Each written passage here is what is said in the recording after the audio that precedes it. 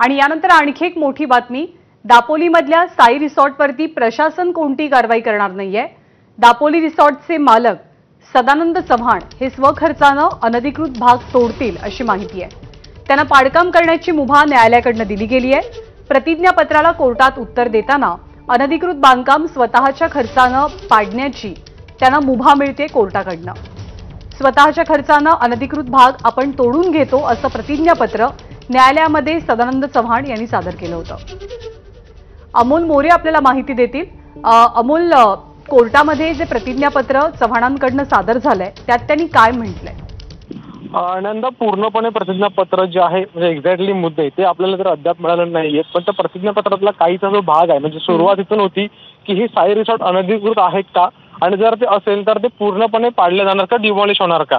याचं कारण असं आहे की मागच्या काही अगदी वर्षभरापासून जर आपण बघितलं तर किरीट सोमय्या सातत्याने येत होते साई रिसॉर्टवरती हातोडा पडणार असं म्हणत होते। अर्थात सदानंद चव्हाण जे आहेत, माफ करा, सदानंद चव्हाण जे आहेत ते अगदी जामिनावरती बाहेर आले। त्यानंतर ही केस जी आहे ती न्यायप्रविष्ट होती।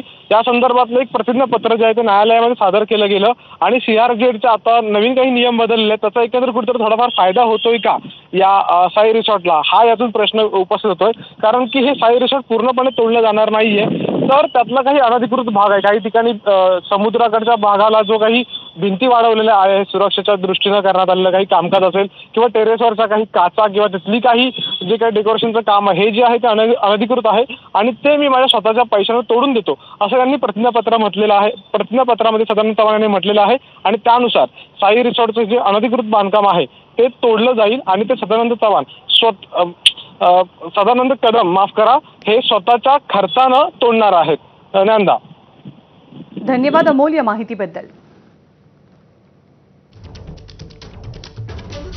त्यामुळे दापोलीतील साई रिसॉर्टवरती प्रशासन कारवाई करणार नाही। मालकाकडनं स्वखर्चानं हा अनधिकृत भाग तोडण्यात येईल, कारण पाडकाम करण्याची परवानगी खुद्द न्यायालयाकडनं देण्यात आलेली आहे। सध्या सुप्रिया सुळे माध्यमांशी